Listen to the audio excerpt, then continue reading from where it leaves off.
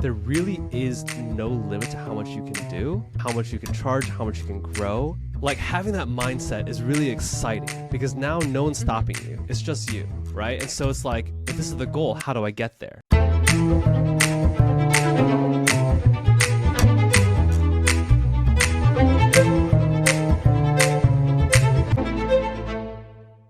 The following is a conversation I recently had with Moses Lin.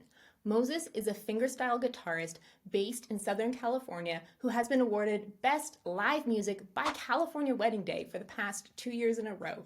And as soon as you check out his Instagram at Moses Lin Music, you're going to immediately see why. Not only is his technical delivery of the music captivating, but the engaging experience that he's bringing to his clients and their guests is really what sets Moses apart as an entertainer. And the clientele and price points he is paid really does reflect this in a big way, with his packages ranging from $4,000 to $9,000 for his solo guitar performances. I learned a ton in this conversation about what it takes to position a music brand as a luxury good in the wedding market, but probably what I found most rare and fascinating about Moses was his large vision and clear sense of direction for his brand, something I'm sure we can all benefit a lot more from as musicians. This is the Music Work Podcast, and my name's Allison Legendre. Please do enjoy. Alrighty, so today I am here with Moses Lin, and Moses is a guitarist, and he has a really cool story to share, so I'm excited to dive in. Thank you so much for being here today, Moses. You're welcome. How's it going? It's going well. Excited for this. So let's dive right in. You were recently featured on CNBC Make It series for earning $245K, and that's just, first of all, super cool. I'm curious, how does that interview even come about? Like, how did they reach out, or like, what did that process look like for you? That was really crazy because it was just an Instagram DM. They reached out to me. I got this random DM one day, and they were like, hey, someone suggested that you would be a great fit for this, and we just want to reach out and see if you want to do this. And I was like, it was a little unnerving at first because they wanted to know like all my financial details. And so they asked for my tax returns, my bank statements, like everything. It was like applying for a mortgage pretty much. And so it was very and they're like, and they wouldn't tell me what they were going to tell people, because it's not like they'll write something up and then you can review it. They're just like, give us all your information and then we're going to publish something. And so I was like, you're going to tell the whole world all my financial information. So it was a little scary. But it ended up being a pretty cool opportunity, actually. Yeah. Okay. So did you see what they made before it went live? Or were you just like, here's my financial life and go be free with it? We'll see what happens. That was pretty much it. So they asked for all these documents. They're like, send us childhood photos of you playing piano as well, And so I sent them everything. And then they just sent a videographer to my house to interview me. And they wouldn't tell me what the interview questions were. So they just sat me down. They asked me a bunch of questions and they just pretty much left. And then I just had to cross my fingers and hope they don't I don't know, misinterpret something or post the wrong thing or, mess up some, I don't know, number. And then, they posted it. But I think the response to that was actually really cool because I think originally I was really worried about, sometimes people get weird about sharing how much they make. I know there's this whole movement of pay transparency, which I was thinking a lot about, where it's well, if you share how much you make, then other people can use that to leverage, their own positions, right? So I was thinking hey, if I share how much I make, maybe musicians can also leverage that and be oh, maybe it is possible to make this much money.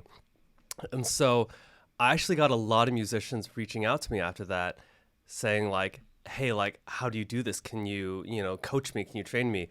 And so I had musicians all over the country, all over the world, actually. I had some people from Singapore and Ireland that I've been coaching. Wow. And I think it's been a really cool opportunity because I think typically I grew up, it's kind of weird to talk about money. It's weird to share how much you make. You try to be very, very secretive, very humble about that. But I think I've really liked the fact that by being transparent, I've been able to help a lot of people make a lot more money. And so I'm very happy about that. Amazing. Yeah, I can see how it turned out to be such a great thing, taking the selfless position of okay, I'm already figured something out here. What does it benefit me to share it? But you're helping so many people by doing it. So I think that is an incredible thing to just have other musicians' minds open to what is possible. Because it's like I don't know if you've heard about the 4-minute mile thing, but it's like before the first person ran the 4-minute mile, everyone thought it was impossible. And then once people saw it was possible, lots of people do it now. So I feel like a similar thing is taking place. Like the triple axel or something like that with figure skating or something. There was one spin move where it's like, for the longest time, people were like, this is impossible. No one can ever do it. And then one person pulls it off. And then the next year at the Olympics, like everyone's doing it. Wow. Because you just need that one person to be like, it's possible. And then everyone has this mental shift of like, well, if it's possible, why can't I do it? Right. And I think that's one thing that's been hard about my business is that I'm constantly searching. So if you're listening to this podcast and you are charging a significant amount of money for weddings, I would love to meet you. Like, honestly, like, please send me a DM, because I'm constantly looking for people that are like charging a ton of money and like doing this at a very high level, because I want to connect. I want to like share ideas. I want to just see what you guys are doing. I think that's been really hard for me, though, is that I haven't really been able to find peers in this space. And so it does kind of feel like I'm doing the 4-minute mile where I'm pushing into the for the sake of transparency, I just booked a $9,000 local wedding. And that was a pretty huge milestone for me, because I think back in the day when I was charging like $900, I thought I was like at the top of the world. I was like, oh my God, this is so much money. But honestly, I think that's something where it is hard to continue to push and improve when it feels like uncharted territory. Absolutely. We do need each other, and I'm glad to see more of this happening, like even right now, where we're like, hey, like this is what's working for me and this is what's possible. And I think that more community is definitely going to help more musicians. So with that said, you've been a trailblazer, it looks like, here. I appreciate that. Of figuring this out. Absolutely. So for those who maybe haven't seen the interview or don't know much about you, do you mind just like taking us through briefly through the timeline of the key events of what brought you to where you are now? Yeah. Let's see. So I dropped out of college in 2016. And I told my parents, I want to do live music. Well, at the time I was just teaching guitar lessons. So I was like, I'm dropping out of college to do music. And they were like, hell no, which was a fun conversation to have. But essentially, when I dropped out of college, I had very low money in the bank. I was making maybe $1,000. I had maybe like a dozen guitar students, and that was kind of my thing. I was like, I'm going to do this. I'm going to build up my YouTube channel, and that's kind of my path forward. So very early on, probably like within the first year, I got a call from Disneyland, just out of the blue. And they were like, hey, we saw your YouTube videos. We'd love to have you perform at Downtown Disney. Would you like to audition? And I was like, oh my God, yes. And so that was kind of my first performing experience. So I started performing at Downtown Disney, local shopping malls and restaurants and stuff like that, hotel lobbies. That was kind of my beginning. Eventually, someone asked me to do a wedding. I did a wedding, and I was like, oh my God, I love this. Like the energy, the vibes, everyone's so happy. It's amazing, right? And so I was like, I want to do this. And so my first wedding, I charged $250 for ceremony and cocktail hour, which is ridiculous. And within the next like maybe year, I transitioned completely into 100% weddings, just only private events. And that was kind of how it all started. So I started scaling that up. In 2019 was kind of like my peak of like volume. So in 2019, I had 205 performances, which was way too much for anyone to conceivably do.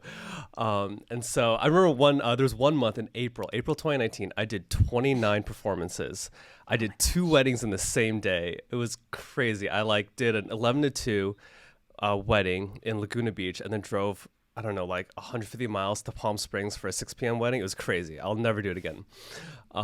But yeah, and then so from then, it was just, there was so much volume. I scaled it down and started scaling up price like crazy. And yeah, so currently I do about 45 a year. That's kind of usually where I cap it.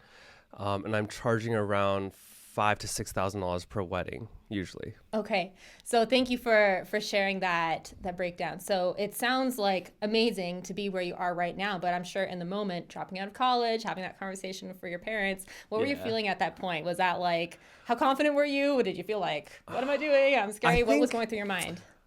I think I've always been confident in like my ability to like make shit happen.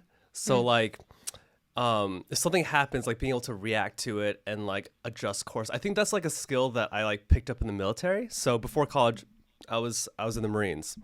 And so there's this level of grit where it's like no matter what happens, I can like find a solution to it and make this work. So yeah, so I think like when I dropped out of college, I knew that I was making just enough money to cover rent and ramen, and that was like enough for me. I was like, I just need to work my ass off and make this happen. And so for me, it was like really exciting because I believed in myself, right? But I think my family, it was a lot harder because they have a certain view of, you know, what is the right path, what's like a smart move to do. I remember my uncle like called my mom a few times and he was like, you have to convince him to go back to college. Like I won't have my nephew performing on the street corner. He thought I was gonna be one of those like busking musicians like in the subway or something like that. And yeah, so I think there's a lot of that. I think now that I'm doing pretty well, my parents are a lot more supportive and they realize, and they'll say like, yeah, you made the right choice. You know, we should have believed in you, kind of stuff like that, which is nice. Absolutely. So I know, again, coming back to like where you are now, like you can make up for kind of that time where things felt a little bit more uncertain, but it sounds like you had like this inner confidence that like, yeah, I can figure things out. Where do you think that came from? Like, it seems like you're obviously very entrepreneurial. So did you come from an environment that was entrepreneurial at all? Or where do you feel like this mindset you have came from that I'm just going to figure this out? I mean, I think it came from the Marines, but I was not entrepreneurial growing up. And it's actually funny because like a few months ago, I was talking to my parents about that, and they're like, we don't know where this came from because, you know, like growing up, you were never like that. You never had like a business mindset. And my parents are like academics, so they're not like that either. My whole family, like no one is a business owner. Like I'm the first. And so it was like really kind of out of the blue for everyone for me to like take this path. And I think like my first intro into it was like teaching guitar lessons and doing that. And I think it was just really the fact that I love the freedom of it and not having a boss, you know, like kind of like, it's funny because I was in the military, but I really hate like authority figures. So like I have this like natural rebellious side. So like you tell me to do something, I'm gonna do the opposite. I'm gonna be like, no, absolutely not. Like why? Tell me why. Like, and so I very naturally rebel. And so I think having the freedom to do anything I want, however I want, structure my business how I want, handle my clients, handle my policies any way I want, that was just like ultimate freedom, and having no one to like answer to was fantastic. And so I think when I got a taste of that, I was like, I don't ever want to do a 9-to-5 ever again. Because I feel like with a 9-to-5, like you have no control over like your schedule or like even your income. Like if you want to make more money, you can't. You have to like once a year like beg for more money. But if you're like us, right? Like as entrepreneurs, like if we want to make an extra $10,000 this month, we can just go out there and make another $10,000. It's so easy. Like you hustle, you spend you find another 20 hours, you call a bunch of people and you just make it happen, right? So we have like so much control over everything, really. It's beautiful. Or like you make an e-course and you just start selling it, and it's, you know, stuff like that. So the opportunities are endless. 100%. I feel like there's so many people who kind of just catch the entrepreneurial bug by accident, and they just have this moment where like, okay, things click. And I think that for you, it sounds like music was the motivation and just not wanting to be in someone else's box. But then it seems like there was a point when you did a wedding and things really clicked. Can you explain when things kind of clicked? Like, oh, I see how I can make money with this. And what was that moment like for you?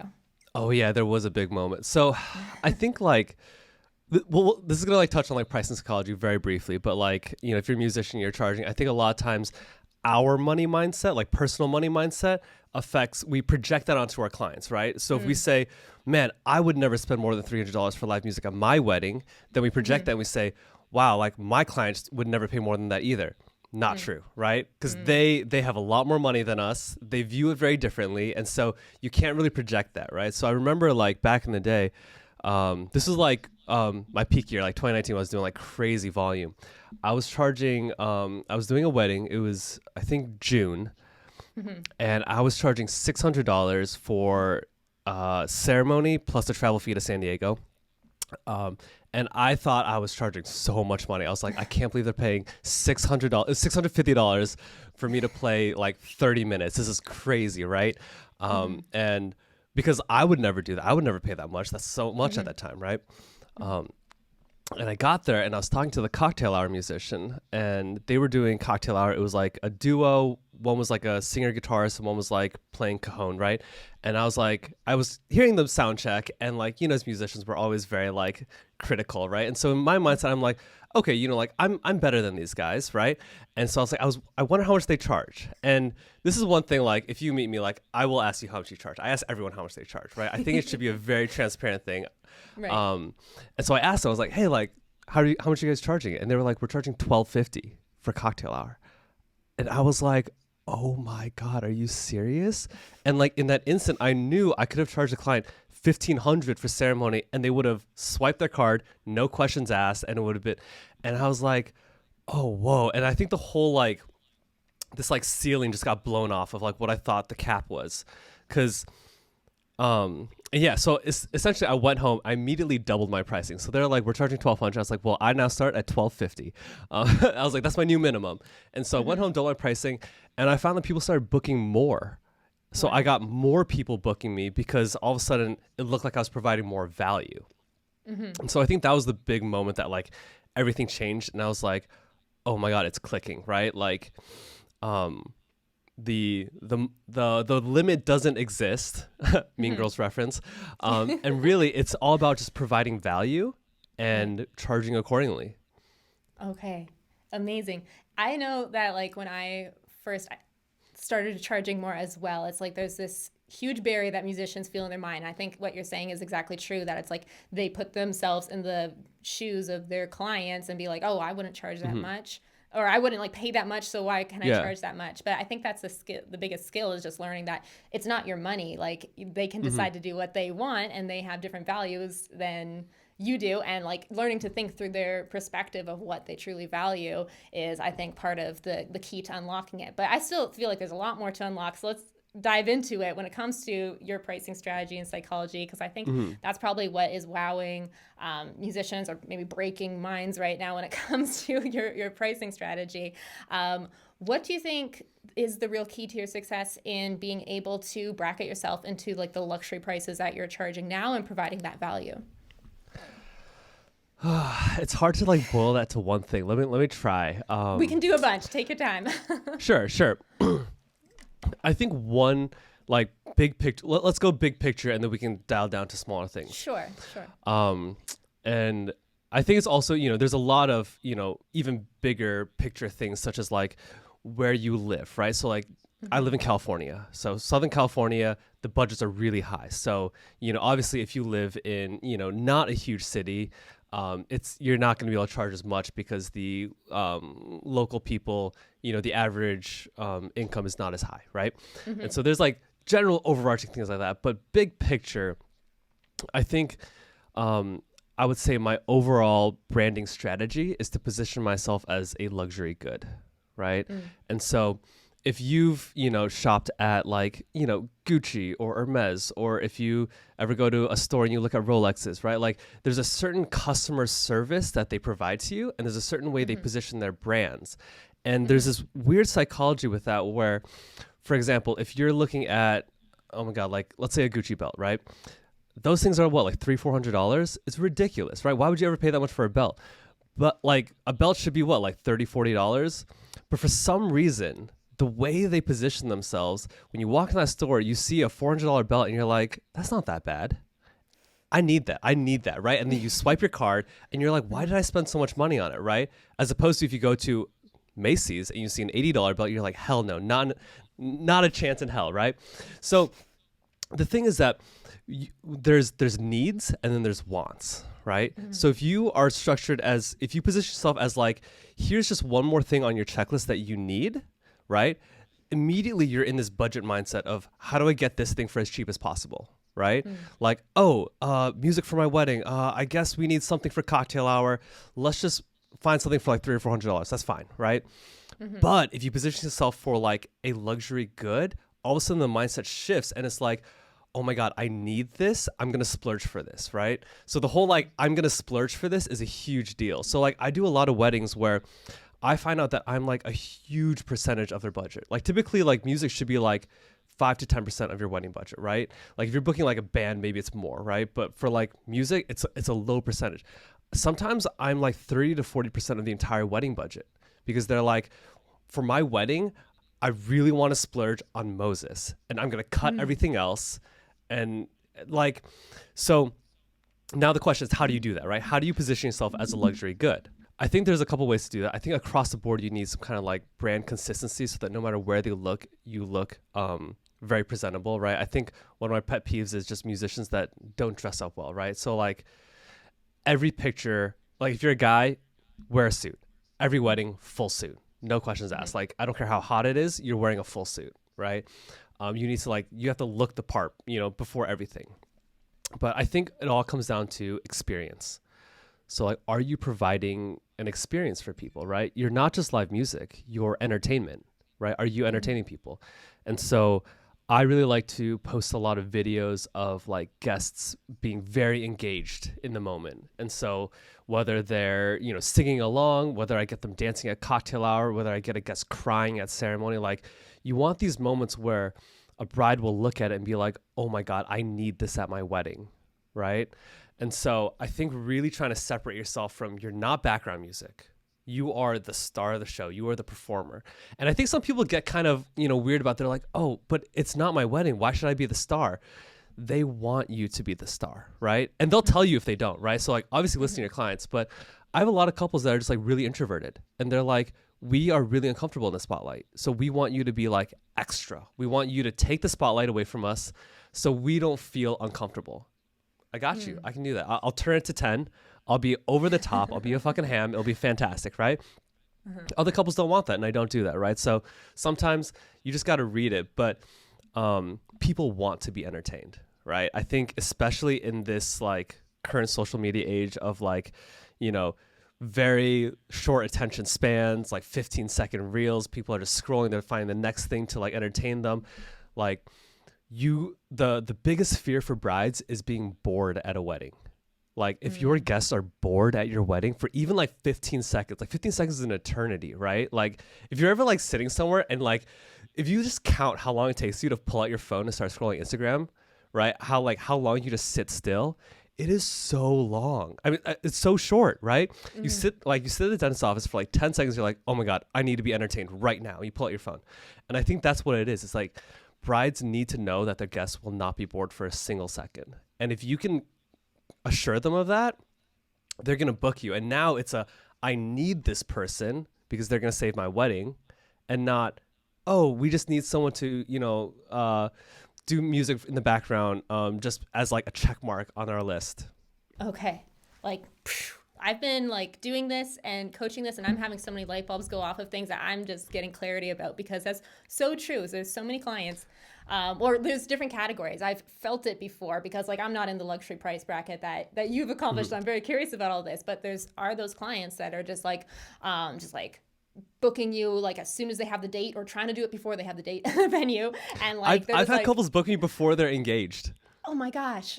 Yeah, they don't have a ring, they don't have a date, they don't have a venue, but they're just like, I need Moses. And so they book me, and then they schedule their wedding around my schedule.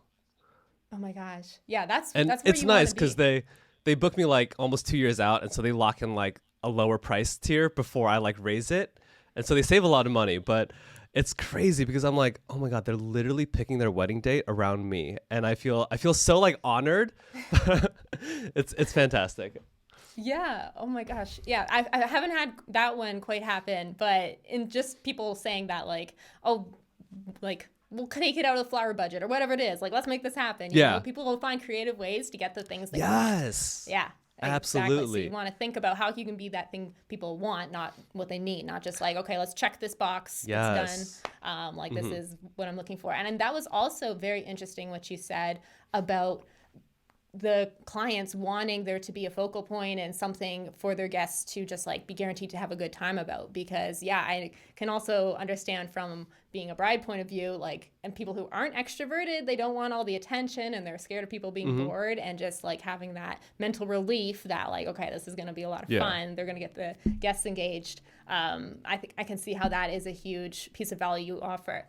Now, I also know that you have a good eye and like you understand aesthetics really well. Your website's stunning, and you're also good at the SEO. How have you found that has, what value has that provided to your brand, would you say?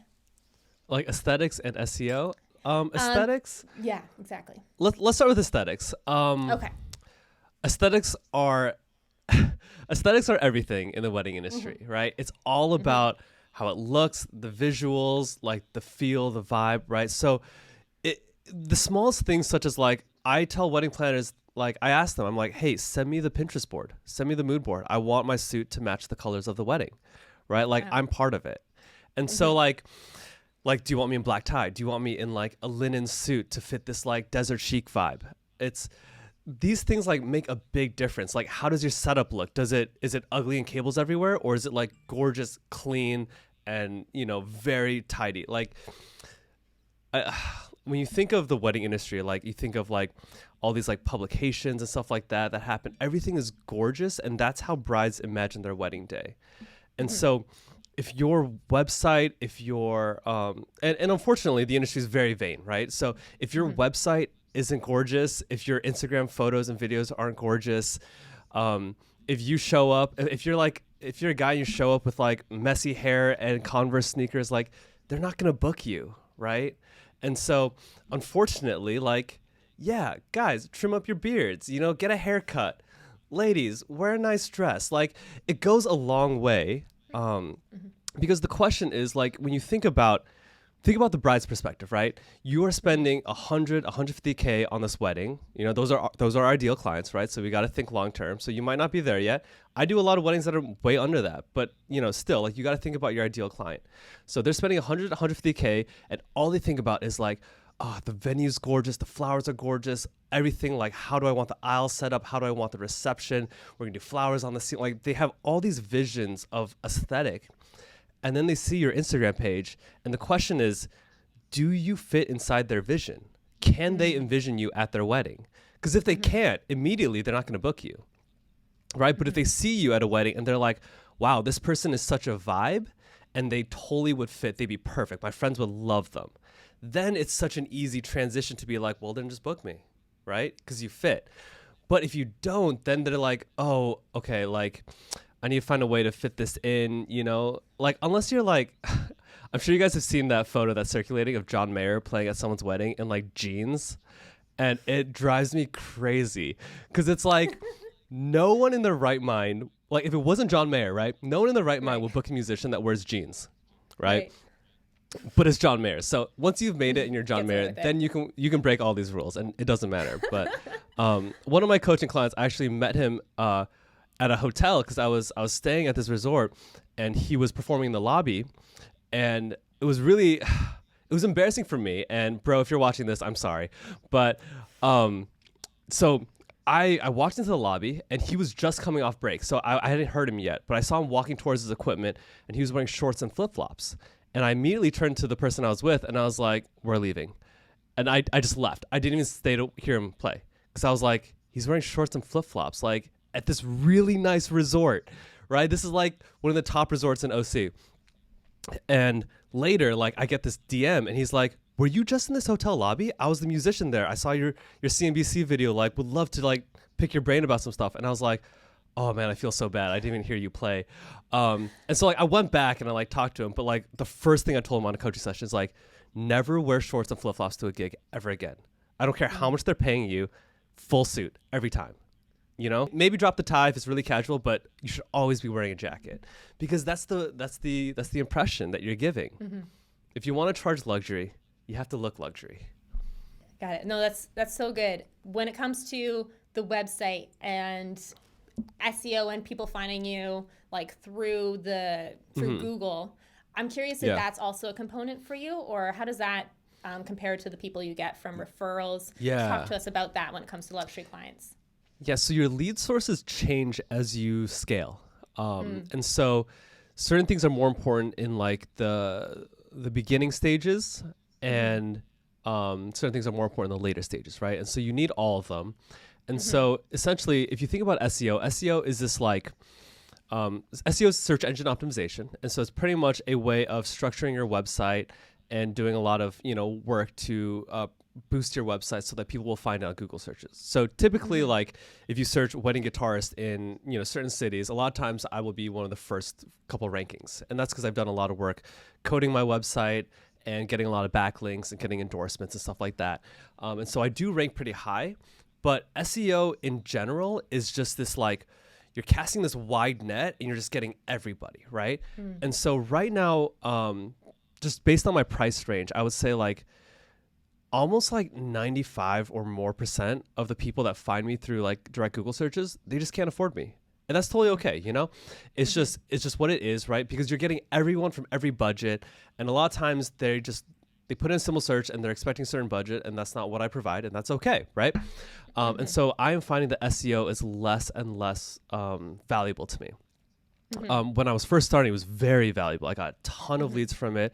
It was really great to jumpstart everything before people in the industry knew me well enough to refer me, right? And so it was like immediately people were finding me. So it did a lot of work for me early on. I wouldn't recommend necessarily paying for SEO. I've never paid for SEO. I would just it's really easy to just watch YouTube videos and learn how to code your website properly and different tips to do it. So I think people that charge for SEO, they're really charging you for just stuff you could very easily find on Google, just Google search how to SEO your website and stuff like that, how to get backlinks. It's super easy. And also it's very unsaturated for musicians. So if you're a photographer or a planner, then yeah, maybe you might want to pay to get some extra work because those are a little more competitive. But musicians, no one's doing SEO for us. So it's really easy to beat everyone. I would say if you are in kind of those beginning stages, it's really important to also play the long-term game of building a network, right? Because where I'm at now, a higher percentage comes directly from wedding planners and even venues that will just refer me. And that's because I've spent, years building these relationships and kind of building a reputation in the industry. So, people in Southern California, they know me, they know my work, they know my reputation. And so they refer me. And because they know me, those leads are pre-qualified. So they're essentially pre-qualified, right? And so if there's a wedding planner that regularly does, very expensive weddings, I know that every lead from her theoretically can't afford me, which is a lot more valuable than some random SEO lead that is just, a shot in the dark, whether they have the budget lines up. And so, yeah, SEO is great when you're starting. Play the long game of investing years into getting to know your local network, networking with people that are at your level or higher, that you would want to work with. And this is something, you see variations in how people build this type of business, but one thing it always comes back to is that referral network and, making good relationships and being good to those people, because it's 100% across the board. Everyone who's done anything in this business, they all have a strong referral base. So absolutely. And I feel like there's these quantum leaps, if I can call them that, that exist with because for us, we get a lot of traffic from Google, and I find those leads are quite high quality, but not quite as high as the referral base. We get around 50% of our leads from referrals and then 50 from SEO, and the SEO ones convert at 50-ish%. We have much lower prices, so I know numbers will be different. I love this data. I know, this is all I have to do behind my computer, nerd out. But yeah, we have it's a higher conversion rate for our referral leads. So we experience the same thing that you do, just not probably in a different range, but it's definitely the highest quality is in referrals. But I would say below all of this, in my opinion, is referral, listing sites, the leads that we get from there in terms of budgets. I think getting leads from your own website is higher quality than listing sites in most cases, and referrals I would position at the top. But what would you say? Would you agree with that hierarchy? I would totally agree. Yeah. And definitely I love that I feel like we really connect because we're both very business minded too. Right. And I think that's something that's really hard for musicians sometimes. But guys, you got to be tracking your data. Track your lead sources, do your percentages, do your conversion ratios, do what Allison's doing and be oh yeah, I get 30% of my leads from this source and they convert at this percent, right? Because that's just information. So what's working and what's not. And then you can track that over time and be wow, my conversions from SEO are going down, my conversions from networking is going up. Okay, maybe it's time to join one of those networking groups that you have to pay a membership to and pay to attend these events because it's working for you. Now double down on it, right? And maybe stop paying for those ads because they're not converting, right? So I used to answer your question, I used to pay for Wedding Wire, and the conversion ratios were awful. You know, I would get all these leads that like never responded. And I'm like, are these fake leads? I don't even know. And so I still have like a free profile, you know, just to collect reviews, but I don't pay for that anymore. And I would agree with you. I would say referrals like from network people are at the top. I would say, let's see. There are certain listing sites that are like associated with networking groups, like paid networking groups. So for example, like I do advertise with California Wedding Day, which is like a local kind of magazine publication out here. And they also kind of have like a listing. But that's more because I am like investing in that network. Because every time I go to those events, I meet planners and those planners book me, right? So it's like I'm not really... I only recently started listing with them. So I'm not expecting leads from the listing, but I am expecting my membership in this community to pay off, if that makes sense. So there's like those kinds of groups. I would put like Wedding Wire and Yelp at like the very bottom. And then every now and then you get lucky with SEO. So that's kind of like second to bottom tier. Yeah. No, that's so important. And like you said, to be able to track and then you know what to double down on. And especially if you're playing the long-term game, which I know you think that way, 100% being in these networking groups, even paying for them makes a lot of sense. So I'm curious, is there any more, because a lot of people think that when it comes to referrals, there's no strategy behind it, or we just kind of got to cross our fingers and hope. How do you approach it? Since you see that it's where your highest quality clients come from, do you think about it in a certain way? Do you have any strategies around it? I know you mentioned the networking group is one, but I'm curious if there's anything else that comes to mind. Yeah, networking has been like, I think the last maybe year and a half, I've been really doubling down on networking. And I think a lot of musicians get scared by that term because they're imagining a very like corporate situation where you walk up to a stranger in a suit and you hand them your business card and you say, "Hi, I'm Moses. I'm a fingerstyle guitarist. Here's my card. Can I get your card? What do you do?" Right? And it's just so awkward. And I would hate that. Like if that was networking, I would never do it. Right? So people freak out because it's like a term, networking, but networking is just building relationships. Right? It's just like going out, getting a drink with someone, hanging out. Like you don't have to talk about business, right? You're just building relationships. So I think people get too freaked out about that. A lot of networking events, you just show up, there's like a cash bar, there's like a DJ, and you just hang out with people, right? And it's no different than like happy hour after work kind of thing for 9 to 5 people. So my approach lately has been to just go to everything and be everywhere. And so every time someone goes to an event, I'm there and they're reminded that I exist and they're reminded that I'm the best. And yeah, and so that's kind of been it. So lately, so I'm part of a couple of groups. I started going to a lot of like out of state events, and so I went to this like I went to a gala in Chicago to network there. I went to this like Christmas concert this entertainment company was doing in Dallas. I went to Vegas a couple times for a couple events, and then I'm going to Colorado next week for another networking event. And I think it's just this thing where you just go and you just party with people, really, you know, and you get people to like you. And it's not necessarily like you're not trying to prove yourself to people. You're just trying to get them to like you. Because here's the thing. Your work should speak for itself, right?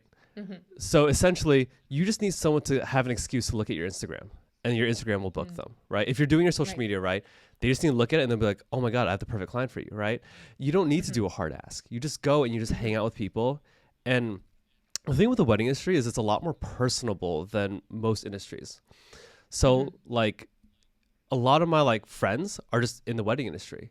And you know, it's like networking, so I'm going to write it off of my taxes. But really it's like if these people left the wedding industry, they would still be my friends. And that's kind of how I like to keep it. And so essentially like people want to work with people they like, right?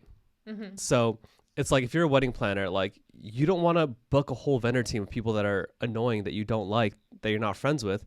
You want to hang out with all your friends. You want to do a Cancun wedding and fly out all your friends and hang out with them for the week and then do an awesome wedding together, right? And so it's really just going out there and making friends. And so for an extrovert like me, I love the sound of that. Like anytime there's an event, like I'm booking a ticket, I'm flying out, I'm going to meet everyone. It's going to be a great time. And that's kind of like one thing that I feel like I'm pretty good at. And there's a lot of like luxury ones too that are like really elaborate that you can go to. I go to one called Engage, and those are like really expensive to go to, but those are all like the really, really top people. And so when you start going to like very like high price tiers, you want to make sure you're networking with the right people. So I ran into an issue a couple years ago where essentially I was investing a lot into my local network over like maybe like 2 or 3 years. And I finally got to the point where like I felt like everyone knew me, everyone loved me. I was like everyone's first choice for live music. And then I started doing my conversion ratios, and I started realizing that like there was like a year where I had like over 100 referrals from wedding planners and like maybe like 5 booked. And I was like, oh my God, like I have this really strong network of people that can't afford me. And it was really hard to like realize that, because I was like these are good people, they're my friends, I love them, I'm still gonna hang out with them, but the business connection isn't valuable to me anymore because I've outgrown them. And so I think that's one thing to keep in mind is like you want to network with people at your level, above your level, but also like keep in mind like which ones are like personal connections, like these are my friends, I love them, they're really fun to hang out with, like I see them at an event, I'm gonna chat them up because I like them. Separate that from these are the people that make me money, right? And so I think a lot of times people either get stuck in a certain tier because if all your referrals are in one price tier, you can't go above that because all of a sudden you lose all your referral networks. So you have to always be networking at like a range, right? And so like as you move up, you need to find the people that will move up with you, or if they're not, you need to find people that are at that level. Because if I have like 100 planners that are referring me work at like $1,000 a wedding, I can't even raise it to 1,200 because I will then lose all of my income, right? And so wherever you're at, you have to make sure that you are working with planners at a range and like vendors at a range. Wow. Yeah, that was fire. And it makes me think because there's like almost a feedback loop effect because performances get more performances, right? So if you're doing the best you can to get the best Instagram content or whatever it is, but you're at these like lower value venues and, you know, you're not at the places that are charging as much and not in the places that are going to be having clients that are going to be able to pay you what you want to make, you can kind of, I suppose, stay stuck in that loop if you're not intentional about it. So it seems like you've taken the approach to be intentional about getting in the right places for the content, for that feedback loop to start turning in your favor. Exactly. It can be a whole spiral, right? So like, and you have to draw boundaries and know when to say no and like protect your like creative brand image. Let me give you an example, right? So if you're a photographer, right, and you have a client that books you at this barn house wedding that's doing mason jars and burlap, and you are like, okay, well you're paying full price, so I guess I'll do it, right? And you post those photos, what's gonna happen? You're going to get 3 more brides that find your Instagram photos, be like, oh my God, I love mason jars and burlap and barn houses, right? Let's go. And so they book you at full price. And all of a sudden you find that you're making good money, but your entire feed is barn house and mason jars. And you want to be doing editorial, right? Right. And all of a sudden the planner that wants to give you the wedding of your dreams, Italy, editorial, right? She looks at your Instagram. She's like, oh, this is a barn house burlap kind of photographer, right? And they're like, no, we don't want her. We don't want him, right? And so, yes, you made money along the way, but because you weren't true to your brand identity and your creative vision, all of a sudden you have alienated the planner that would have taken you to the next level and the planner that would have given you the wedding that you've always dreamed about doing, right? And so sometimes, you know, I do weddings at certain venues where I'm just like, this doesn't necessarily align with the image I'm trying to present. Beautiful wedding. I'm still going to do my best. I'm still going to like give 110%, but I may or may not post these content, you know, and that's okay. Right. And so I think you really need to curate, like, what is it that, like, let's talk about buyer's persona, right? So it's like, who is your ideal client, right? What do they like? What kind, you know, you can get really crazy with buyer's persona. Like, do they have pets? You know, what are their hobbies? Where do they like to shop? What do they like to eat? You know, like, where do they vacation? You know, what kind of car do they drive? Like, you can get crazy with that stuff, but like, you find out like this type of person is your ideal client, or this is your ideal like wedding type. Now target that, right? So the goal is that no matter where they look on your Instagram or website or whatever, their first thought is, this is exactly what I want and this is exactly what I need, right? And there should be no question about that. So if you have to like not post photos at a barnhouse wedding, that's okay. Don't post those photos. It's not gonna be the end of the world if you don't post for a week. I think people think too much about that. But yeah, the negative spiral, like you said, is a big thing. I think I was a little worried about that for a while because I do a lot in Temecula.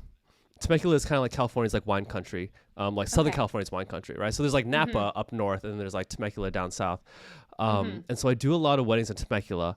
And I think I was like, there was a time when I was afraid that I was posting too much in Temecula, and I was getting, I don't know, too much of a vineyard vibe, which is nothing wrong. Vineyards are gorgeous, right? But I didn't want to be pegged as like the Temecula musician or the vineyard musician. I wanted to be like versatile. I wanted to be like, you know, you can see me at a vineyard, you can see me at a ballroom, you can imagine me, you know, in Italy, right? And so I think like sometimes when you have too much of one thing, you can easily kind of stereotype yourself or give yourself like kind of like a reputation, and people can put you in a box of like, oh, Moses is Temecula. No, Moses does a lot in Temecula, but he can go anywhere, right? And that's kind of the image I'm trying to do. So I try to space those posts out strategically.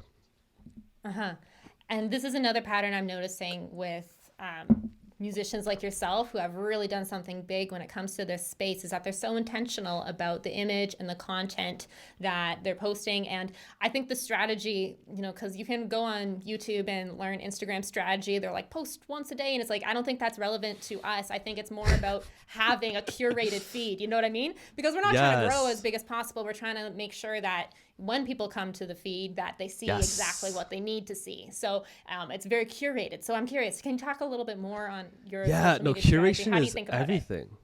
Curation is everything, quality over quantity. I think my big realization this came when I kind of gave up on YouTube, right? So right now I probably have like 10 or 11,000 subscribers on YouTube. I don't know, I might have dropped because I stopped posting. But that was kind of my original game plan, is like, I started a YouTube channel while I was in college. I was like, I'm going to post like these music videos and I'm going to become YouTube famous and I'm just going to live off ad revenue. It was like the dream, right? Everyone wants to be YouTube famous. And so I was posting these, like, I would like go to like very like scenic places. I would film these like gorgeous like music videos, multicam footage, gorgeous like bokeh, everything. It was like, they were fantastic, color graded, drone shots. And I realized I was getting a lot of like fans, but fans don't pay you, right? Like I get like 1 cent from ad revenue. Like the ad revenue on YouTube is atrocious. It's a joke, right? I think I've made like $500 over the entire course of my like YouTube career, and I have like probably over 1 million views. It's ridiculous. So it's like one wedding is more than all the ad revenue on YouTube, right? So it's kind of the thing is like, are you trying to get 1 million subscribers that pay you $1, or are you trying to get 100 clients that pay you $10,000, right? It's like, I would rather just have like a few people pay me a lot of money. And so I think a lot of people chase numbers on Instagram. They're like, oh, I want to have 10K subscribers, 10K followers, whatever, or like 100K, whatever.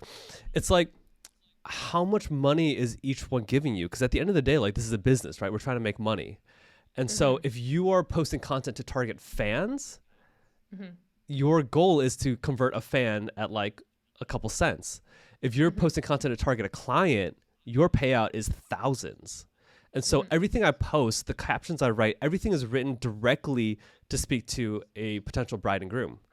And so at the end of the day, like, if you think about people that post like a lot of content, like you post like a bunch of like kind of mid content, right? You're just hoping for that really quick surge in views, maybe a quick surge in followers, and like boost your stats, but it's not good content, right? And so the problem is that, let's say like someone wants to book you and they go to your Instagram page and they're going to pick one random video to watch first, right? If that video happens to be a mid video, they're just going to hit back and click on the next musician. They might not watch the second video. And so my whole thing is that I want to make sure that every video I post is like a banger, right? Like if they pick any video, that's the one that's going to convert them.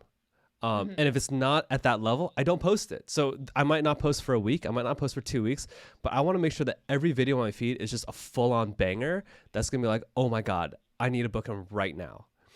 And I think a lot of people like they get into this whole thing like, I gotta post 3 times a day, or I gotta post every day, and like I gotta do a funny reel, and I gotta do like an educational reel, and I gotta do a whole like come with me to a wedding and let me show you around. Like that's not gonna convert, right? So the goal is always conversion, and you gotta make sure that like you are. I think it's consistency. You gotta make sure that you are consistent across the board, whatever like. And I think that's one thing that I feel like I'm pretty good at, is that no matter where you go, hopefully, I mean, you guys can audit me and find, the bugs. But like my goal is that no matter where you go, right, no matter where you search, no matter what platform you're on, it will always be like A+ content, right? So Instagram, Google search, website, no matter where you find me, it's always quality content. Fire. No, that's such wisdom. And I feel like even just zooming out on a broader sense, and I'm don't quote me on this, I don't know for sure, but it seems like I see the most success in people who want to get into entrepreneurship in general when they go after the high ticket client. Because, as consumers, especially when we come from money mindsets where we're not spending a lot on things, it's easy to think like, oh, I've seen businesses before. You sell something for cheap, and, you need a lot of people in order to make money doing that. So it's almost like when you break past that mindset that you can charge one person a lot, it becomes so much more focused and dialed in and easier to see success rather than just, trying to reach millions of people. It's more about reaching the right people and making sure you have an offer that's really valuable to them. And you're just in general going to see a lot more success that way in terms of being able to get something off the ground. I see that in a lot of different fields. So yeah, that's total wisdom. I love that. So it's good to know that you are, I sometimes feel like, oh man, I haven't posted in a while, but even you take a little break just to get the right content, make sure things are curated. So that's encouraging. Because you don't want to be annoying either, right? Because you don't want to be spamming all these like wedding planners and like potential brides with like mid content. You want it to be like, oh my God, this person just posted another video. I have to watch it. It's going to be incredible, right? So you want to keep like the expectation high too. I love that. Another thing I want to touch on is just your style and how you've positioned it, because I think it's brilliant. The signature percussive fingerstyle guitar. I think that is such a great pre-framing when it comes to when I listen to your music. I like have this pre-frame of like, oh my gosh, I can hear that. That is unique. Like, and it just brings so much value to what you do. So can you speak a little bit to your style? Like, how did you go about learning it, or like coining that term, or what's your typical preparation look like to play the songs? Talk to us a bit about that. I appreciate you saying that, because I have been actually like, I think I stopped using the term percussive fingerstyle because I feel like it was, I don't know, maybe I'll pick your brain about this, because no one really said anything, but I felt like it was a bit too pretentious. You know, when people like create these like overly complicated genre terms like progressive house transfusion, it's like, what does that even mean, right? And so I think like, it's like, within like the fingerstyle guitar community, like percussive fingerstyle is like a very like common term. Like we know what that means, right? There's like different types of fingerstyle. But I feel like to your average person, I was like, I'm going to say it and they're going to be confused. They might be impressed by how confused they are, but that's kind of a weird flex. And so I think this is one of those things where like, across the board, right? So as musicians, we have a lot of like technical knowledge that your average person doesn't have. And so when we start throwing out terms like, oh yeah, I'm going to bring 2 12-inch speakers, blah, blah, blah. They're like, what the fuck is that, right? Or like, oh yeah, I'm going to bring, like 12 RGB uplights, blah, blah, blah. They're like, what is that, right? And so I think like finding a way to, or like people are like, oh yeah, like I'm going to bring a wireless microphone, but it's like, you're trying to like push the quality of it, right? It's like, you're like, oh, it's an ultra high frequency, blah, blah, blah, sure, QLXC, blah, and they're like, what is that? And then all you've done is confuse your client, right? Right. And so I think the more simple you can make it, the more they feel like they're like the communication is stronger, right? You're communicating it well. You're like, here's what you're getting, and I'm going to say it in a way that you're going to understand it. And I'm not going to overcomplicate you with like details and like terms and like specs, because people don't want specs. They want to know that it's going to be good and that they can trust you. That's it, right? It's really simple, honestly. And so I think that's kind of one of the reasons I quit using percussive fingerstyle and I just use fingerstyle, because I feel like that isn't, at least in my mind, fingerstyle isn't too big of a leap. Like if I say fingerstyle guitarist, you're gonna probably assume that I'm finger picking, and you're probably gonna assume that it's instrumental and I'm not gonna sing. And I feel like that is the easiest to understand with the least amount of questions. What do you think? I think that you are the one who's been speaking to these people and getting the feedback, so I would trust that, because you got to remember that I have the music mind filter on too, so I might be skewed in terms of how I perceive things. So I think if you've received that feedback from clients that like, oh yeah, that makes sense, or that doesn't make sense, then that's probably the best thing to rely on, rather than maybe what I have to say, because it doesn't really matter at the end of the day. I haven't had feedback on that, but it's just something that I've like thought about. Yeah, because I'm like, maybe that's a little too confusing. But you have the right filter in terms of constantly trying to evaluate how am I being perceived. And I think if anyone gets anything from this podcast, it's like, put that filter on. It's not just, what's in your heart in terms of music. It's like, how are you being perceived? Put on that filter, the language, the presentation, the whole package, the experience. And I think that's something you've exemplified like extraordinarily well, obviously, and something people are going to get a lot out of. So that I think makes a lot of sense. So are you memorized, like when it comes to preparation, I'm just curious, and I'm not in the guitar world, so I might be asking dumb questions, but I know that you're like interactive and like the work you do is memorized. How big of an edge do you feel that gives you in terms of your performance? Like, do you feel like that really helps, bring the experience that you're looking to give the guests, and like what goes behind that? I would say that is the entire experience. Like that alone, that's the key. Like what I do is like very complex, but that is not the part that people love. I think that's something that musicians get confused sometimes, because as musicians we're like, wow, that's really cool, that's really complicated, and like very technically proficient, and oh my gosh, like we nerd out on that stuff, like, wow, this person's so talented. Normal people don't know good talent from bad talent, right? So there are musicians that I know that are very average talent making a ton of money because they know how to bring an experience, right? And so what people are booking is an experience, like they're booking entertainment, and you just happen to play whatever instrument you play, right? But they're booking you for the experience, not, if they want background music, they're going to put on Spotify. Okay?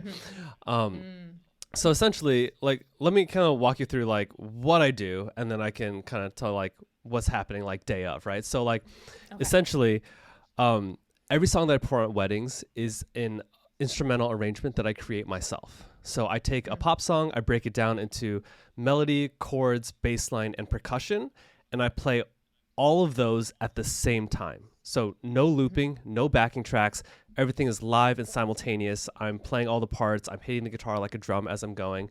And so every song is taken about 30, 40 hours, which means my entire repertoire is like the result of like probably over like 2,000 hours of like creation, right? On top of that, everything is memorized. And so as I perform, I'm wireless, I'm walking around, I'm chatting up guests, I'm, cracking jokes with them, whatever the vibe is, I'm in it, right? And so I'm like networking essentially, but I'm just like, I'm having a good time, and it's all on autopilot where I'm just performing. And I think if you think about like your typical musician, right? They set up in the corner, they have their music stand in front of them, they're playing, they're buried in their sheet music. That's not an experience, right? There's no interaction, right? Like they can't talk to guests. They can't even make eye contact with guests, right? And so the memorized part is huge, right? Like even if you were seated in the corner, if you were just there and you're just vibing and you make eye contact with a guest and you're like, hey, or they come over and they're like, oh, you sound so good. You're like, thank you so much, blah, blah, blah. How's your day going? Like having a good time, right? Like just that alone is like huge, right? Now the wireless thing has been like the huge game changer for me. So like being able to walk around, like I think before, like when I was like seated in the corner, I would like see a guest like vibing or singing or dancing like across the room. And I'm like, oh man, it'd be really cool if I could be over there, right? Like vibe with them. But instead I'm stuck over here, I'm cabled down. But now like I just walk over to them, and then they start singing, I start singing with them, we start dancing, it's a whole vibe. And I think like being able to create those moments, and those are the moments that I post a lot. And those are the moments that brides look at. They're like, oh my God, I can imagine my best friend doing that with him, right? I can imagine that at my wedding. Oh my God, my mom's going to love that, right? Like all these moments. it's so easy for them to imagine that and like imagine that at their wedding. And that's kind of the whole like marketing approach. Brilliant. Oh my gosh. Yeah. And when it comes to that content that you're capturing, I keep hearing it, like the wireless, like people are so into it. And even just, sorry, I'm kind of like tangenting now, but just being able to. Let's tangent. I love tangents. Yeah. Well, this is kind of in my mind going back to what you were like saying earlier, that you want people to be able to want you, not just like need it. Like if you're just checking a box like, oh, music, you're not that different from a Spotify playlist if you're sitting in a corner and not interactive. But if you're something like completely just going to bring an experience for your guests, now you're a want, not a need. And I think those things tie closely together, I feel like. And again, just judging from like the experience you can see you provide on your Instagram feed and all that great content. So sorry, just my brain's kind of pinging around here. But when it comes to your content, how do you collect it? I know there's a few different strategies I've heard of. I think you bring an assistant along, if I'm not mistaken. Okay, is that typically how like the function of the assistant then? I think this is one of the things that is like, it is one of the benefits of having a higher price tier is that I can afford to hire employees now. And so I have a few people that are like on my team, I guess. And so essentially every wedding I bring one assistant. And they come with me and they'll help me like set up, they'll help me like repark my car, and they do like assistant duties. So if I need her to like run and find the wedding planner for XYZ, or if I need her to, do whatever, then she'll do that for like setup and tear down. But like during the wedding, their main responsibility is like very discreetly getting footage, right? And so I give them my phone, they film, like if something cool's happening, they'll try to catch it on video. And they also, like they'll carry like my nail file and stuff like that, and if I need to like buff it really quickly because but yeah, so like I hire an assistant for almost every wedding, and then I just take that footage, I bring it home, and I edit it. I edit the audio, so I'm recording the audio at my mixer, so for good clean audio. And yeah, I think that has been really big because there have been weddings in the past where like I think like before you're able to hire an assistant, it's really hard because like something cool will happen and you'll have no footage of it. And you're like, oh man, like, it's almost like if you didn't record it, it didn't happen almost, which is really sad. Or you end up in that weird spot where like after the wedding, you like go up to that one random guest and like, hey, I saw you took this video of me. Could you send it to me? And you feel really weird and it's kind of weird. And like, honestly, like if you're at that point, like find a way to do it very respectfully, but like get that footage, right? If you happen to be like, if you're dating someone, like just ask them, be like, hey baby, like, can you just come to my wedding and help me out? Right. Like, if you can find a way to get it for cheap, like get it for cheap. But like, if you're at a point where like you're charging good money, like hire someone, hire someone that's like consistent, that like you vibe with, that like has a good eye for content and that will like catch stuff. And so, yeah, I think that's been like a big thing for me. And sometimes like you hire them and you pay like a couple $100 and like you get no good footage because like nothing interesting happened. And it's like, that's okay. At the end of the day, like, it's like you're paying X amount over the whole year to get such and such footage. And it's really like your insurance policy. Cause sometimes I've had a point where it's like, it's a certain wedding and I'm like, oh, I don't think anything like super interesting will happen. It's like such and such a type of wedding, and I don't hire someone, and then like the coolest thing happens and I'm like, oh my God, and then it's such a shame. And so now I just bring them to every wedding. And it's kind of like it's like a requirement. I don't charge the client for it. It comes out of my pocket. But like, it's really nice. I love that. No, that's good. That's a good strategy. And again, more good reasons to get into that higher price bracket and to just bring it all, do your best, and like make sure you got the evidence of it. So I love that. Okay, I know we're wrapping up on our time here, but if that's all right, let's go through a few rapid fire. Yeah, no. We chilling. What do you feel? We're having a good time here. I know. I feel like we could go on forever here. But like, I'm just curious, when it comes to investments you've made in your business, what would you say is the best investment you've made? Oh, let's see. I'll give you a couple different answers. I think when I upgraded to wireless, it was a huge game changer for me. I think it was really difficult because like if you're a guitar player, like going from a seated position to a standing position, there's a lot more like instability in the instrument. And because like my playing style is very like intricate, it was really hard to like transition my playing style to like still be able to play well while standing, you know, and like the guitar is like flopping around. So that was like really difficult. So I thought it wasn't going to work, but then it ended up working and just completely changed my entire business model. I would say like networking investment, one of the best investments I made was going to this one networking event called Engage in New Orleans. And so they do it all over the world in different places. They have different ones. And that was like, I think I spent like all in like almost $6,000 to go to this event. But I met so many people there that it's already like paid for itself and more in referrals. And so I think that was like a really good thing for me. As far as like, and that's gotten me invited to like all these events over the country where I've met even more people. And so that kind of like snowballed. And that's definitely one of those things where like you want to hold off until you're ready, because there's a certain tier of people that if you're not ready to meet them and you meet them, you kind of ruin your first impression, right? And like I feel that way right now. Like there are people that I don't feel like I'm at the level to meet yet, you know? And so I think there's like a certain self-awareness you need with that, right? So there were people at that event that were doing $1 million weddings on the regular, right? These are like planners that regularly do $1 million weddings. I don't want to meet them. I'm not ready to meet them, right? If I meet them and they book me a wedding, I might fuck it up. I don't know, right? So I think there's just like a level of like humility there. Like if you're not ready to do something, don't do it. But when you're ready, definitely do it. No, that's a good lesson there. I'm curious, what is the best? It seems like, you know, your whole mindset and business savviness, you know, has come from you being a learner. So I'm curious, what has been like the best resources in terms of you learning and expanding the way you think about things? Is there a book or a mentor, or what was most, sorry for the pun, instrumental in terms of what you go to for learning? I've actually never had a mentor. I learn a lot on YouTube. And so I have this like, this is probably a character flaw, but I watch YouTube while I'm driving. So as I'm driving to weddings, I like at stoplights, I'll like pull up different YouTube videos and I'll just like place them on my dash and I'll just kind of like watch it in my peripheral. It's really bad. I should stop doing it. But yeah, honestly, like everything you could possibly think of, I think like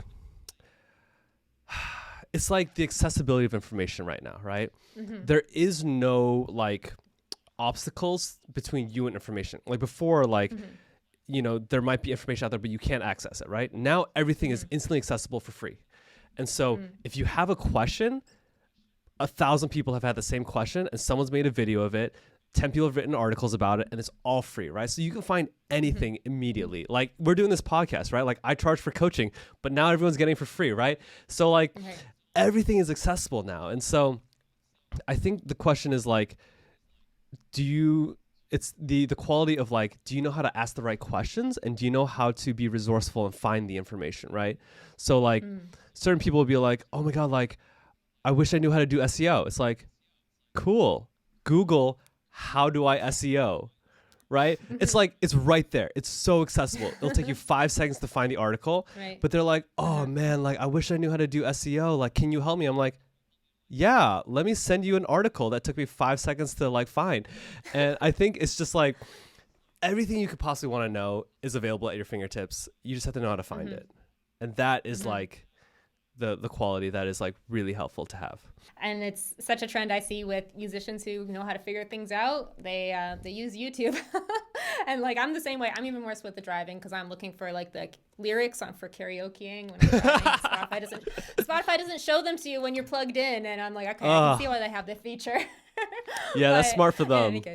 Yeah. But yeah, no, 100% when it comes to like the amount of information and things to learn from. Like I like reading just, as well, but I think there's so many good teachers online in terms of YouTube. And when you're looking for something really tactical, like you can find the information fast if you know how to answer or like ask the right questions. Yeah. I think also like one thing that's been really helpful for me is like making a lot of friends in the wedding industry that I can like bounce ideas off of or trust them with advice. And so I have friends that are like at various levels within the wedding industry. And because I've built these friendships, I can call them, text them anytime, just be like, hey, I'm thinking about doing this. What do you think? Is this a good idea? Right. And like, I trust their advice. Right. And hopefully they trust mine as well. And so I think like as you network, as you make friends, and as your network slowly rises together over the years to, get to a high level, you kind of build this like advisory group almost that essentially everyone's just like I have all these group chats, like various group chats with like photographers, planners, musicians, DJs, and like people will just like message the group and be like, what do you think about this new DJ setup? Like, is this clean, right? And it's like the planner will be like, that's gorgeous. And then the DJ will be like, oh, well, you got to think about like, cable management. And like everyone has a different perspective, right? So I think like, yes, like YouTube, the internet, blogs are like great for like very like objective viewpoints. But when it comes to like very subjective things, like you got to have like these relationships because they bring so much value. Like I was talking to this one planner. And so for the longest time, I used a pedal board, right? Because every guitarist has a pedal board. It's like, it's standard, right? So I didn't think anything of it. I've been using pedal boards for like decades, right? And for those who don't know, pedal boards literally just like a board on the ground with all your pedals on it, right? And so like, and I put this like nice like acrylic gold sign in front of it to kind of like cover it, and it was pretty, right? And then I had this one planner that was like, why is your stuff on the ground? And I was like, it just like the glass shattering moment where I was like, oh my God, it's on the ground. It looks so bad. And she was like, yeah, like what if someone trips on it? And I was like, oh my God, what if someone trips on it? And it was I was like, oh shit. So I like went home, bought all this stuff, and now like, my stuff's like now on like a nice table with like a, tablecloth and like a nice like rack mount kind of thing. But like sometimes you need that perspective, because if you're in this like echo, bubble of musicians that are like, oh, I have a pedal board too. You have a pedal board, blah, blah, blah. And we all just think this is normal, but you need that one planner or like even a photographer. I was like, oh, like, why do you do this? Because they don't, like, they see it differently, and you need those perspectives. Oh my gosh, that's so true. Community, because when you don't know what to look for, that's where having that community and that people like or who all care about what's in your best interest is such a valuable thing. And yeah, absolutely. I think that, knowing the right questions to ask on YouTube is important, but you're still alone. When you can find those people who like care about you and can give you the feedback you need, then you have those light bulb moments. So I love that. What would you say is the biggest mindset shift that you've made on your journey as a musician? Something that you used to believe to be true, but now you realize, what is more accurate, anything like that? Ooh, let's see, mindset shifts. I think I used to think there was just like a limit of how much I could grow. And I think we all have these like self-limiting beliefs, right? Like, or even just like things like, oh man, like, oh man, like this is such a good month. I don't think I'll ever make this much again in my life. This is, and it's like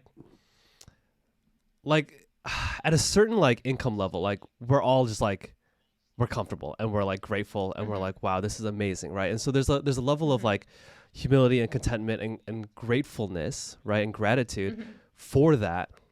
But I think we need to separate that from like, this is the limit, right? Or I should stop working for more. And I think that there really is no limit to how much you can do, and how much you can charge, how much you can grow. And I think that is something that's been like really big for me, is like every time I have a limiting belief, I question it. I'm like, well, why do I believe that?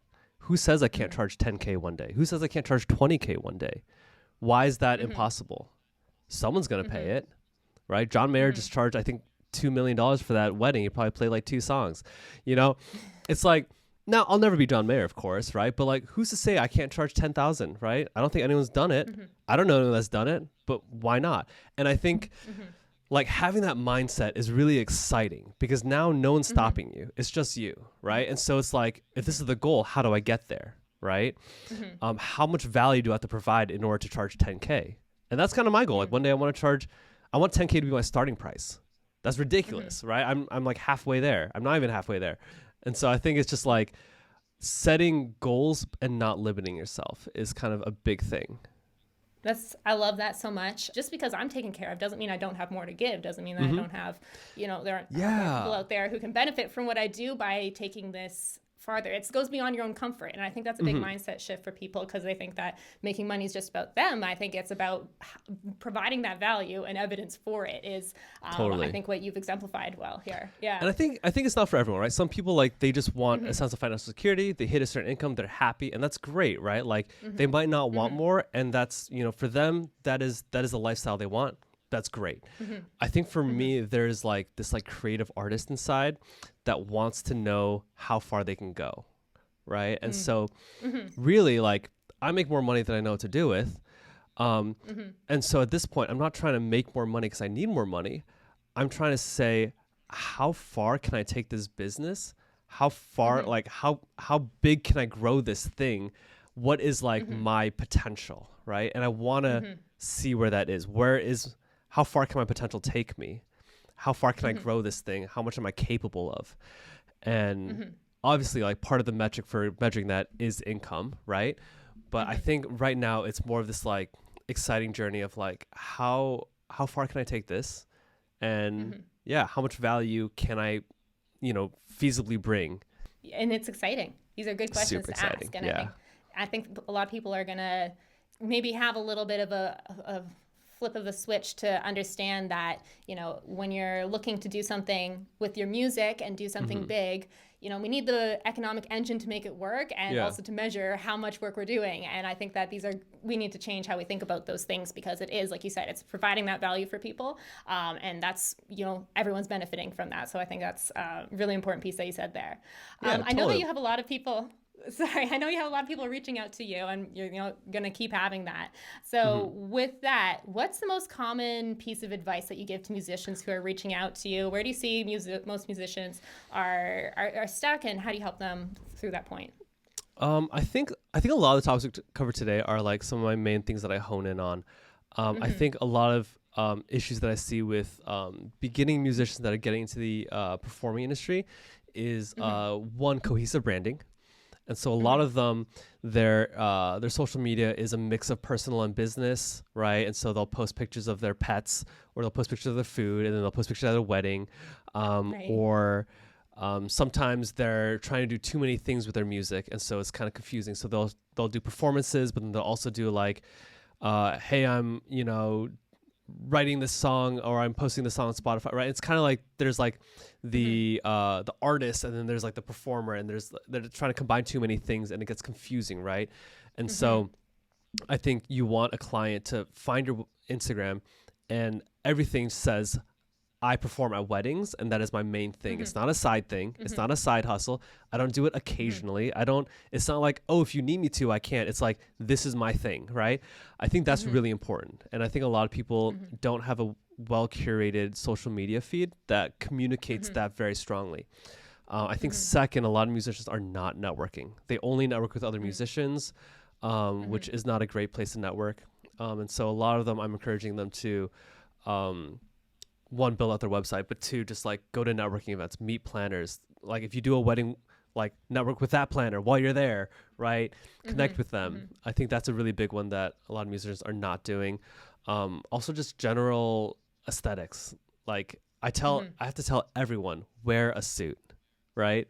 Like wear a full suit. Like you gotta, if you're gonna charge expensive, you have to look expensive, right? You have to look like you belong with them, right? And so I think there's like a certain level of like one of us, right? With when it comes to clients. And so if you think of your ideal client, let's say they make $200K a year, they wear all the expensive brands, right? And stuff like that. And all their friends do as well, right? And so if you're going to be at their wedding and you're going to do the whole wireless strolling thing, you're walking around with them, like, are you going to stick out like a sore thumb, or are you going to blend in with them? Are you gonna look like you can like hang and converse with them? And so I think there's a level of communicating that to give them the confidence that they're booking the right person. Yeah. And so that's another thing. Let me see, anything else that I touch on really big? I think musicians have a hard time pricing themselves. I think honestly, just test pricing, right? Like I think a lot of times there's a mindset of like, oh my God, like that's way too much. talk to all your musician friends and find out how much they're charging, and you'll realize that you're not charging as much as you could, right? That's what I did. I asked that one person, they're like, I charged $1,200. I was like, oh my God, I'm charging way too little, right? And I think that's one reason why I like sharing my pricing. It's not like, I'm not trying to like boast about it. I want you to realize that your pricing could double and it wouldn't impact anything, right? A lot of musicians could double their pricing right now, tweak their Instagram a little bit, but they could double their pricing right now and they'd probably book more. But we're stuck in this like, well, this restaurant or bar will only pay me $250 for this whole evening, so I should probably charge that for a wedding. Absolutely not. Absolutely not. That's not how it works. And so I talked to a lot of musicians on how to like structure their pricing and kind of like what metrics they need to hit for each price increase, right? So like if you're not doing enough volume, you don't really have justification to raise your pricing that much. If you're doing, if you have a lot of volume, a lot of inquiries, then you can raise your pricing a lot more. And stuff like that. If you have like enough good content, then you can raise your prices more. And so I think a lot of your first steps is, you know, building volume, getting your lead sources up, polishing off your Instagram, your website. Once that's up, start raising your pricing, right? Because you want to be out of that, you know, bottom tier. You want to be mid tier and eventually upper tier. I love it. No, this has been absolutely fire.